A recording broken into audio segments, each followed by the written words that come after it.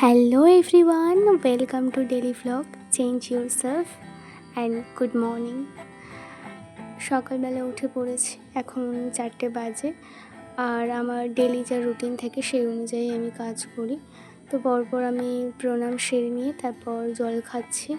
আর হ্যাঁ, একটা কথা বলার ছিল, আমি সকালে যে 2 গ্লাস জল খাচ্ছি মানে সারাদিন আর জল খাওয়ার প্রয়োজন নেই তেমনটা কিন্তু না। অন্তত নিজেকে চেঞ্জ করতে গেলে, নিজের লাইফস্টাইলে চেঞ্জ আনতে গেলে নিজের হেলথটাও তো ঠিক রাখতে হবে। তো সেই জন্য আমাদের অন্তত দিনে 4 লিটার জল খাওয়া উচিত, কিন্তু যেটা আমি এখনও পারিনি কখনো। আমি ওই 3 লিটার আর খুব বেশি হলে 3.5 লিটার, 4 লিটার পর্যন্ত আমি এখনও পৌঁছাতে পারিনি। তারপর ব্রাশ করে নিলাম, নিয়ে ফ্রেশ হয়ে ছাদে চলে আসলাম ইয়োগা করতে। এক্সারসাইজ ইয়োগা যাই বলি। আজকে আমি যে ইয়োগাগুলো করছি তোমরা চাইলে করতে পারো, বিশেষ করে যাদের পিসিওডি বা পিসিওএসের সমস্যা আছে বা বেলি ফ্যাট রিডিউস করতে চাও। বিশেষ করে এই এক্সারসাইজটা যেটা এখন করছি, এটা বেলি ফ্যাটও রিডিউস করে আর তার সাথে সাথে পিসিওডি পিসিওএসের সমস্যাও দূর করে। পরপর আজকে আমি যে কটা এক্সারসাইজ করেছি, ইয়োগা করেছি, সেগুলো সবই পিসিওডি আর পিসিওএসের জন্য খুব হেল্পফুল।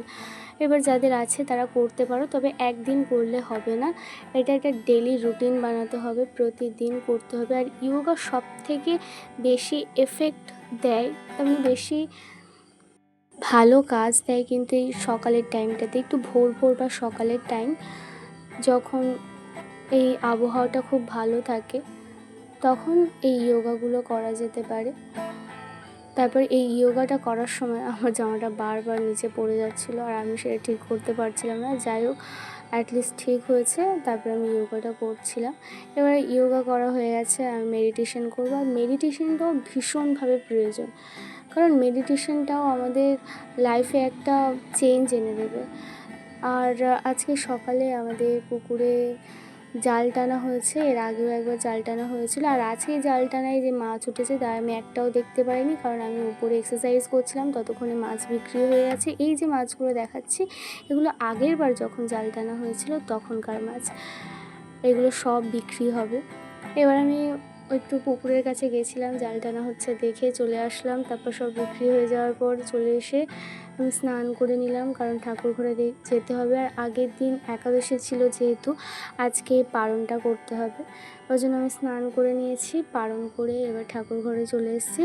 সকালে গপুকে কাকিমাই তুলে দেয় ঘুম থেকে, আর আমি আর কাকিমা দুজনে একসাথেই ঠাকুর ঘরে ঢুকি। এবার আমি গোপালকেও স্নান করিয়ে নিয়েছি, ভোলে বাবাকেও স্নান করে নিয়েছি, ভোলে বাবার মাথায় জল ঢালছি।